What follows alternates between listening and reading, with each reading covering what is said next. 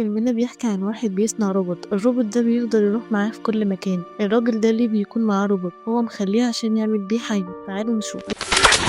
بيبدأ الفيلم براجل بيكون عايش لوحده، بس بيكون معاه روبوت صغير. الراجل ده عايش حياته بطريقة مختلفة ويفضل يدور على كتاب العالم. هو عايز يعرف الكتاب ده يقدر يعمل بيه ايه. ويفضل الروبوت داوي يساعد صاحبه انه يصنع عربية. اكيد الراجل ده حاسس ان الروبوت ده بيكون صديقه ليه اكتر من اي صاحب. الراجل ده عايز يوصل لايه، عايز يعمل ايه، عايز يصنع عالم. بيفضل يقرا في كتاب العالم، بيحاول يفهم معنى الكتاب اللي بيقراه، وبياخد عين روبوت دوي علشان يعمل روبوت جديد عشان ينقذ العالم. وبيقول للروبوت انه بيبتدي يكلم روبوت، فعلا بيتكلم. والراجل ده بيكون فرحان انه بيصنع روبوت. وبعدها بيعمل في الروبوت شوية تعديلات وبيبدأ يخليه يتكلم. وفعلا الروبوت بيتكلم. ويفضل صاحبه بيقول للروبوت ان انت مش بتأذي حد، وان انت هتحميني انا والكلب بتاعي. فينيش بيسأل الروبوت ايه هو معنى الغير. بيرد الروبوت عليه بتكون حاجة مش موجودة. بيكون فجأة كهرباء اتقطع. بيروح فينيش عشان يشوف في ايه، وبيبتدي يصلح الكهرباء وفعلا بينجح في كده. بيقول له الروبوت ممكن تعرف لي ايه الاخبار الجوية. وفجأة بتظهر عاصفة جوية. وفينيش بيسأل الروبوت ممكن اعرف العاصفة دي هتفضل موجودة كام يوم. بيرد عليه لمدة 40 يوم. فينيش بيقرر انه يسيب بلد سانت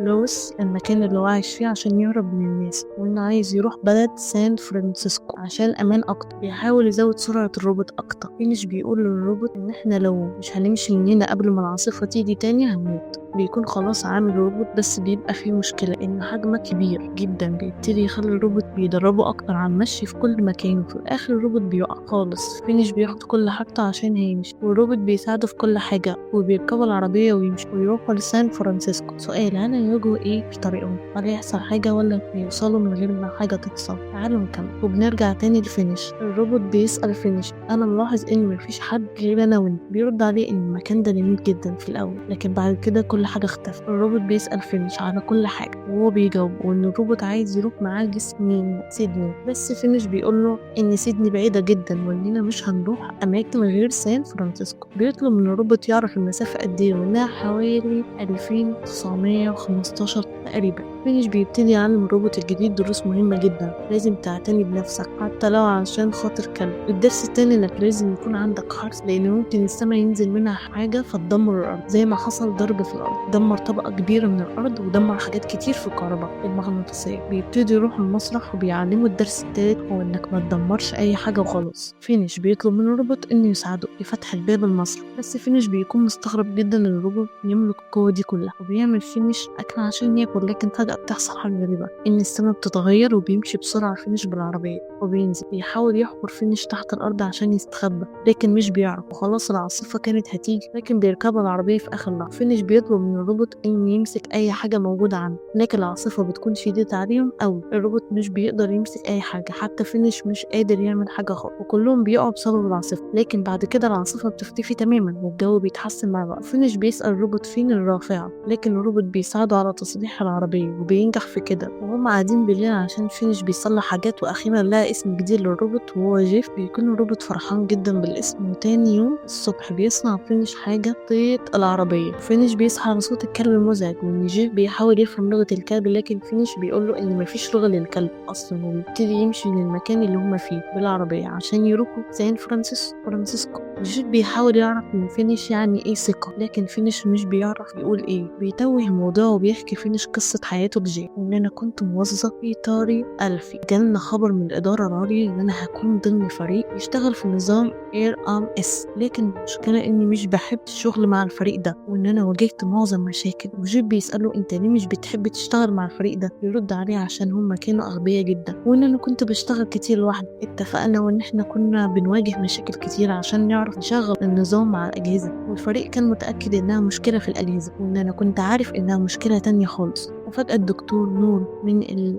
ACT تكنولوجي وانه قال لي انك عرفت تحل المشكلة لوحدك. ده حقيقي، انه هو عارف ان انا كنت بكذب. العمل الجماعي هو السر. وجيب بيقول لي فينيش ان انا مش فاهم القصة بتحكي عن ايه، وفينيش بيقول له ان القصة بتحكي عن الثقة، وان الناس اللي حواليك يكونوا واثقين فيك. جيب بيقول له انت مش بتثق في فريقك يا فينيش. لكن فجأة فينيش بيكون تعبان جدا وبينزل مع عربية وبيخش الكافيه. بيفضل تعبان جامد لحد بيكون جيف عايز يساعد فينيش، بس فينيش مش بيكون عايز مساعدة. بس فينيش بيلاحظ ان جيف بيسوق العربية، لكن فينيش بيقول لجيف ان انت مش بتعرف تسوق العربية. لكن لما جيف بيسمع كده بيحاول يساعده. بعد كده لما فينيش بيشوف جيف بيسوق العربية تاني بيفضل يتعصب بيتعصب على جيف، بيقول له ان انا عملتك عشان ترعى الكلب بتاعي بس كده، وانا مش محتاج لصديق، انا عايزك تشتغل وبس. وجيف بيتأسف لصديقه، لكن رغم كل ده فينيش بيفضل يزعق فيه، لكن جيف بيكون حزين جدا. وبعدين بيفضلوا ماشيين لطريقهم. بيلاحظ فينيش ان صاحبه زعلان قوي، وبيقرر انه يعلم جيف السواقه. بيكون جيف اتعلم السواقه كويس جدا، وليل بيجي عليهم وهم قاعدين في التدفق، وفينيش بيقول له ان احنا مش محتاجين نروح ألس عشان نشوف ان المحاصيل النبات اختفوا تماما، ورغم كل ده احنا موجودين هنا. جيف بيسأل صديقه سؤال، لو النهار خطير ليه احنا ما رحناش بالليل؟ بيرد عليه، انت عارف لو ماشي بالليل يعني مين كنت عرفت كده. فينيش بيقول له احنا هنروح فين؟ بيرد جيف عليه، هنروح جسر البوابه الذهبيه. لكن فينيش بيقول له هنروح للمكان المجهول. بيقول له فينيش ان المشي بالليل ممكن يعرضنا لخطر جامد جدا، وان الناس بيستخبوا في الضلمه وبيدمروا